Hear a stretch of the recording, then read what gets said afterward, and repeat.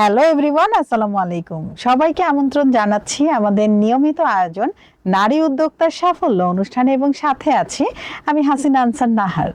প্রিয় দর্শক, প্রতি পর্বে আমাদের স্টুডিওতে একজন নারী উদ্যোক্তা আমন্ত্রিত থাকেন।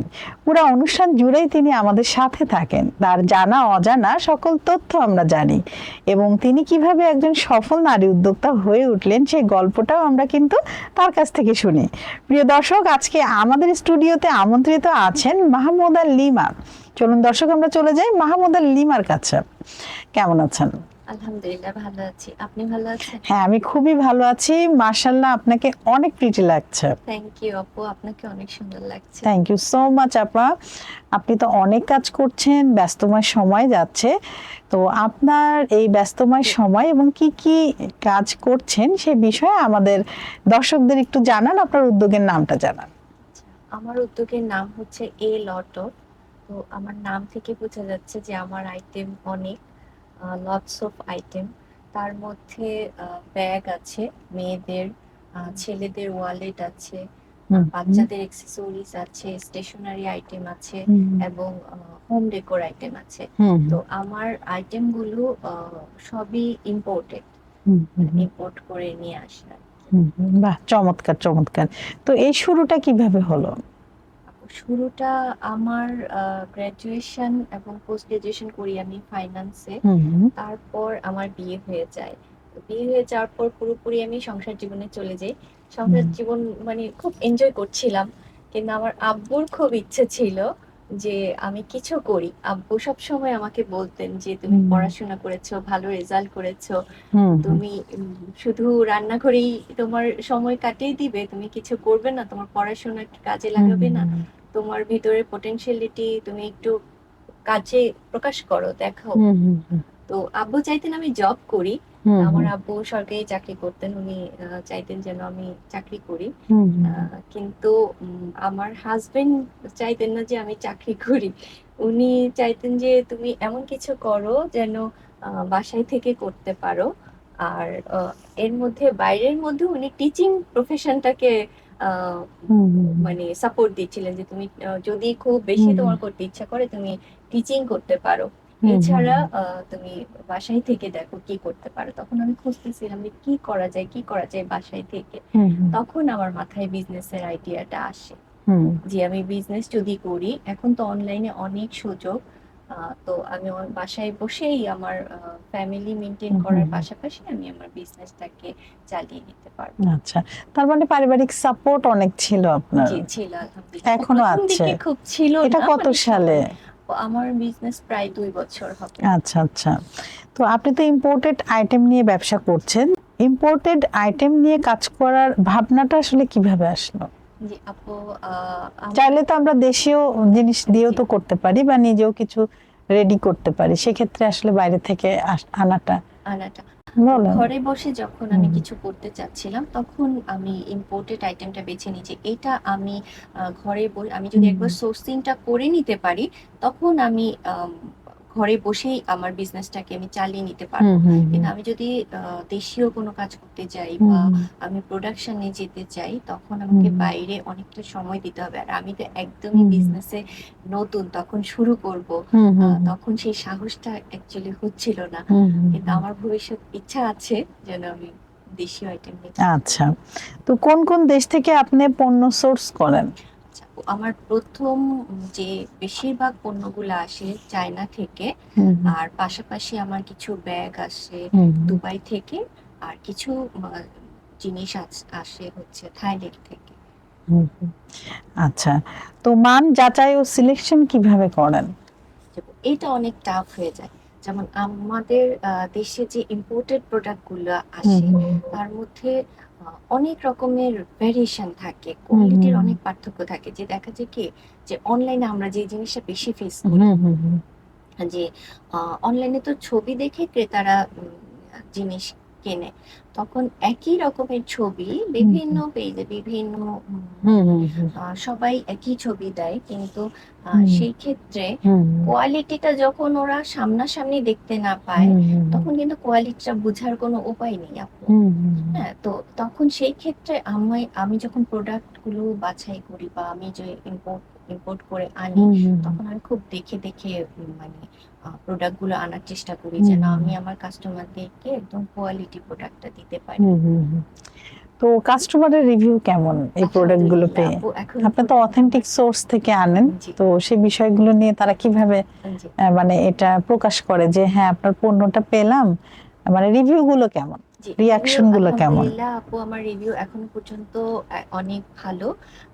যারাই আমার কোনো রিটার্ন এখনো আসেনি। মানে প্রোডাক্ট যেরকম আমি যে ইয়েটা ব্যবহার করি, যে কাস্টমারকে আমি সবসময় আমার প্রোডাক্টের রিয়েল ছবিটা দেখিয়ে দিই, যে এইটা আমার রিয়েল ছবি, কারণ রিয়েল ছবি ছাড়া কিন্তু সে বুঝতে পারবে না প্রোডাক্টের কোয়ালিটিটা কেমন হবে। তখন যখন সে সেই সেম ছবিটার মতো তার প্রোডাক্টটা সে হাতে পায়, তখন কাস্টমাররা খুব ভালো রিভিউ দেয়। হয়। আচ্ছা, এই ইম্পোর্টেড ব্যবসায় আসলে চ্যালেঞ্জ তো অনেক, তো কি কি চ্যালেঞ্জ আপনাকে ফেস করতে হয়?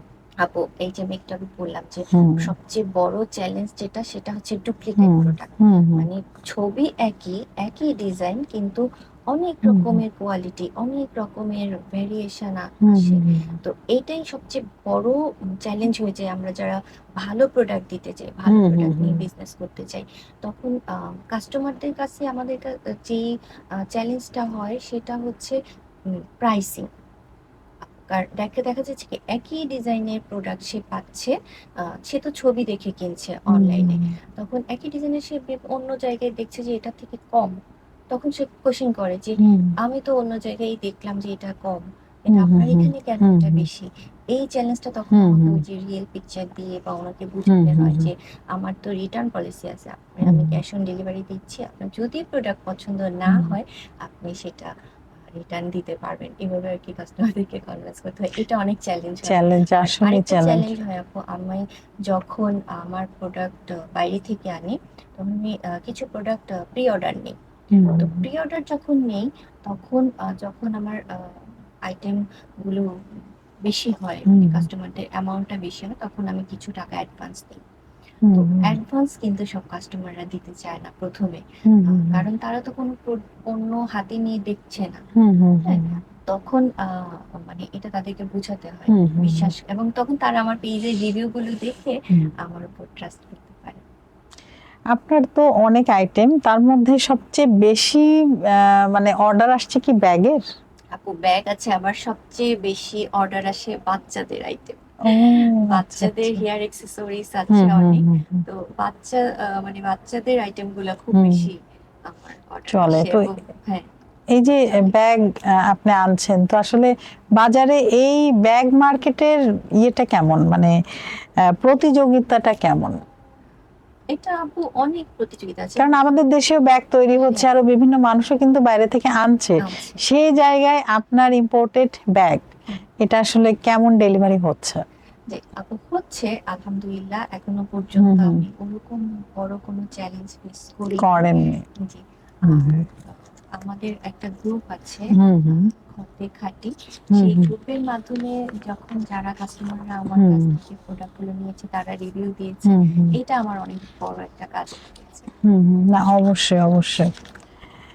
তো মার্কেটিং এবং কাস্টমারের সম্পর্কটা আপনি কিভাবে দেখেন, যে মার্কেটিংটা কি অনেক জরুরি এবং কাস্টমারের সাথে আসলে ব্যবহারটা আমাদের কেমন রাখা উচিত?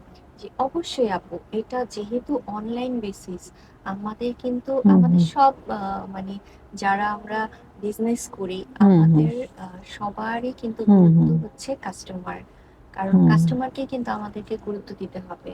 তো এটা অবশ্যই অনেক জরুরি। আপনার কি অনলাইনে বেশি সেল হচ্ছে না অফলাইনে? না, আমার অনলাইনে বেশি বেশি সেল হচ্ছে।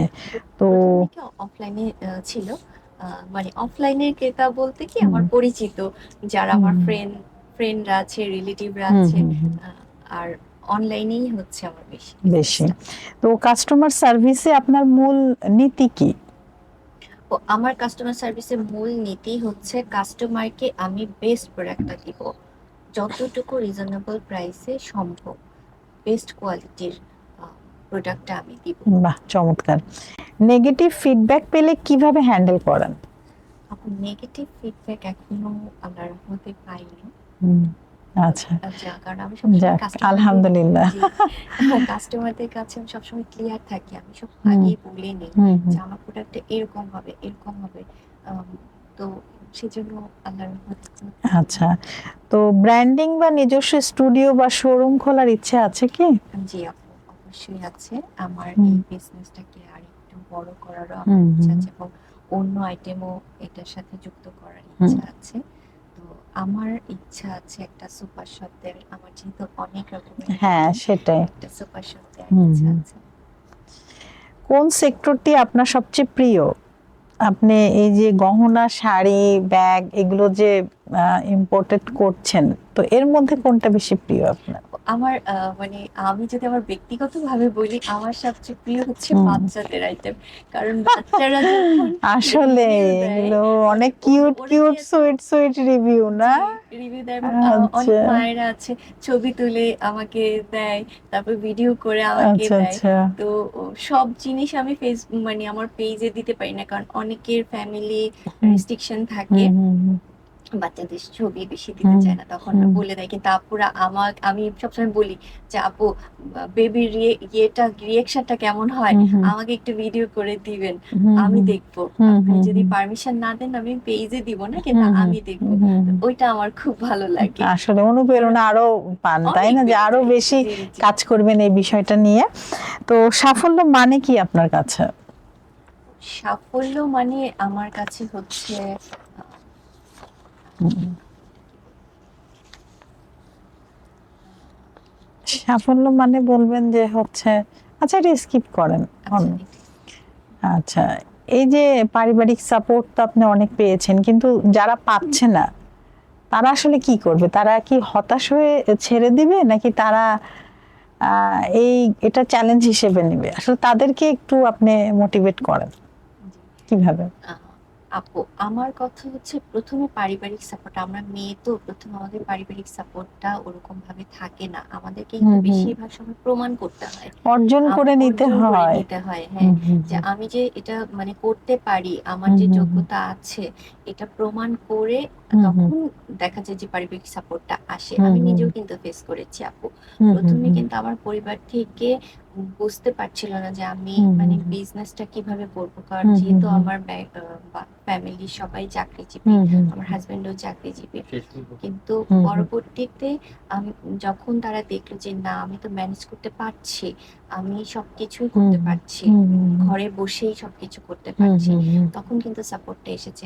সেজন্য আমি হুম বলবো আপুদেরকে যে আপুরা, হুম আপনারা হুম যারা শুরু করতে চান, নিজের একটা হুম হুম পরিচয় তৈরি করতে চান, আহ, মানে ভয় পাওয়া যাবে না, হতাশ হওয়া যাবে না, হুম হুম নামতে হবে, শুরু করতে হবে, শুরু করে দেন, হুম আল্লাহ দেখবেন রাস্তা সহজ করে হুম। দিবে। আসলে আমরা যেভাবে চলতে চাই সেভাবেই কিন্তু আমাদের পথটা পথটা ক্লিয়ার হয়। তো আপা, আমরা কিন্তু কথা বলতে বলতে অনুষ্ঠানের একদম শেষ দিকে চলে এসেছি। আপনার কেমন লাগলো নারী উদ্যোক্তার সাফল্য অনুষ্ঠানে এসে? জি, অনেক ভালো লেগেছে আপু। কাদের সমাজকে অনেক ধন্যবাদ। আর আমি আপনাকে অনেক ধন্যবাদ। আমি থ্যাংক যে ইউ। গ্রুপের মাধ্যমে এসেছি, খতে খাঁটি, এই গ্রুপের প্রতি আমি কৃতজ্ঞ। হুম হুম। কারণ এই গ্রুপ, আমার বিজনেসের গ্রোথটাই হয়েছে এই গ্রুপের মাধ্যমে। বাহ, চমৎকার। খতে খাঁটি পরিবার, আপনারা যদি আমাদেরকে দেখে থাকেন, আপনাদেরকে অনেক ধন্যবাদ। আপনারা নারী উদ্যোক্তাদের এভাবে এগিয়ে নিয়ে যাচ্ছেন। এভাবে আসলে হওয়া উচিত প্রতিটা গ্রুপেই, যারা নারী উদ্যোক্তাদের নিয়ে কাজ করছেন তাদেরকে বিভিন্নভাবে হেল্প করা উচিত। তো আপা, আবারও নতুন কোনো আয়োজনে আপনার সাথে আমাদের দেখা হবে। ভালো থাকবেন। ইনশাআল্লাহ। জি, ধন্যবাদ আপু। Thank you. দর্শক, আপনারা যারা এতক্ষণ আমাদের সাথে ছিলেন, আপনাদের সবাইকে অসংখ্য ধন্যবাদ। আপনারা চাইলেই কিন্তু আমাদের এই অনুষ্ঠানে আসতে পারেন, সেক্ষেত্রে আমাদেরকে ইনবক্স করতে পারেন, আমাদের ইমেল অ্যাড্রেস দেওয়া আছে, ইমেল করতে পারেন, আমাদের মোবাইল নাম্বারে কল করতে পারেন, অথবা আমাদের এই পোস্টের কমেন্ট বক্সে কমেন্ট করতে পারেন। প্রতিটা পর্বেই কিন্তু আমাদের প্রত্যাশা থাকে নারীর সফলতা এবং নারীর স্বাবলম্বিতা। সফলতায় নারীর জীবন ভরে উঠুক, এই কামনায় আজকের মতো আমি হাসিনা আনসার নাহার বিদায় নিচ্ছি। আবারও নতুন কোনো অতিথিকে নিয়ে আপনাদের সবার মাঝে হাজির হব। ততক্ষণ পর্যন্ত আপনারা সবাই ভালো থাকুন, সুস্থ থাকুন এবং আমাদের সাথে থাকুন। আল্লাহ হাফেজ।